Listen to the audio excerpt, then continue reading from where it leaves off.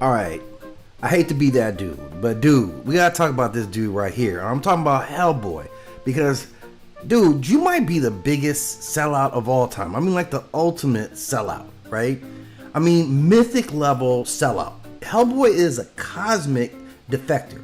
And let's remember, this dude is born a Rama, the harbinger of the apocalypse, literally meant to burn the old world clean.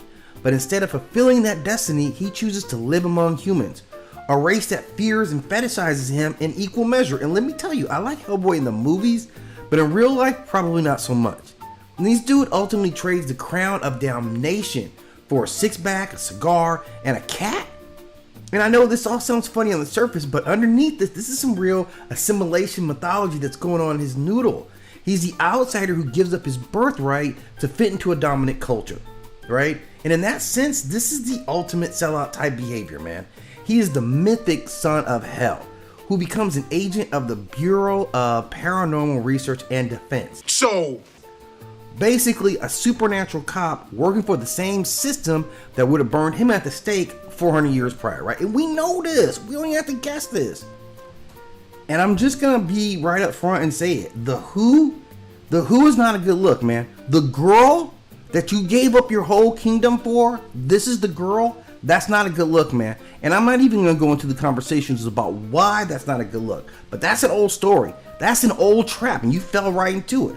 Along with these other trespasses, I just wanted to highlight that I'm not bringing it up, but I'm bringing it up. You know what I'm saying? Like, I'm not focusing on it, but we need to shine a little bit of light and say, yeah, this is a big component about what we see going on with you, player.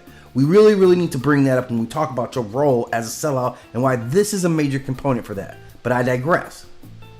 And here's the thing, man. Even his colonization was quite insidious, man. I wanted to look at this because this is how he got it. This is colonizer behavior. I'm telling you guys. You need to see this behavior right here, okay? We all remember this scene. This is from the initial movie, right? This is the candy bar scene. Okay? You see that? You see how this behavior goes down? That's where they got you. That's where it is. You see this in all kind of colonizer movies, man, where they give you a little taste of chocolate. That is a colonial move, 100%. It's mythically loaded. It's colonial exchange. The human offers sweetness and comfort in place of identity and rebellion. So we just watch it, man. Once he gets his candy bar, and this would be definitive. This wasn't by accident. This is definitive for who Hellboy becomes. Look at it. Okay. Yeah, I got this candy. Yeah, I just happen to have a candy bar on me, right? Just full time. I just always got a candy bar in my pocket, right? I serve it up. Look, you want it? You want it? Yeah. And that's it, man. And once he gets that candy bar, it changes everything about it, man. Like at this point now, he's like, give me a blanket because you know what? It's safe. Yeah, it's safe. Yeah. We got chocolates and stuff over here, right? It's all good over here. And look at this, okay? Come on. There you go.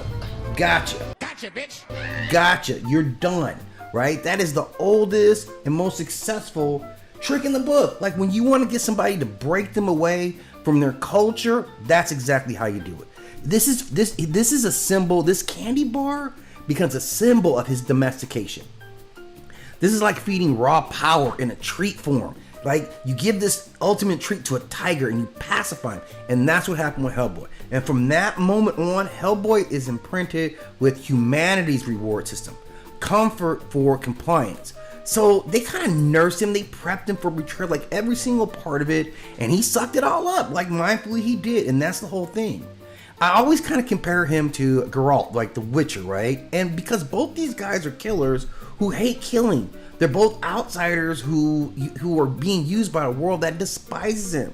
Like Hellboy's regret after slaying monsters is like a survival's guilt of the damned, because he knows at some point he will get all the monsters and the only monster left is him. So every creature he destroys is a mirror of what he could have been if I hadn't sold out to humans. So he's not killing off necessarily evil, he's killing off the remnants of his own lineage. That's what he's doing. That's why there's always some sadness that involves. He wraps it up in like all whatever, but like there's some true mourning going on the inside. So when I look at him, man, his rebellion against hell, this wasn't a pure, like, you didn't have a reason to rebel against hell. This wasn't, you didn't rebel against this indulgent because of morality. That's not why you did it. Don't ask questions, Chief. You don't fight for humans because you love them. He fights because you're addicted to being loved by them. That's what you want. And it's a subtle tragedy. Like, he doesn't want to save the human world. He wants the human world to kind of save him, to quantify him. He gave up his culture. Now, look, being a person outside of Hell's culture, I'm sure it doesn't look good to me at all. I wouldn't appreciate it at all. I'm not supposed to. I'm not designed to. I'm in this culture where it looks like they want to exploit. But why would he turn his own culture? He was a baby. He was an infant. He had no reason to reject his own culture. And when you got to be an adult, you didn't try to learn. Like, and you had people who were like, look, what's up? Why are you over here and you're not over here riding with us? Like, multiple times. Remember, Chris Noir dude said that same thing to him. And even Grigori, he was like, look at what you're doing. Like, you're supposed to be over here ruling and getting it right for us. And you didn't do that, which technically classifies you as the biggest sellout in like any story. And I'm just gonna have to roll with it. Despite the fact that I do like Hellboy movies, I kind of get the idea of what I'm watching while I'm watching them. But give me your thoughts, and I'm sure you guys have plenty. Let me know what you think about this assessment.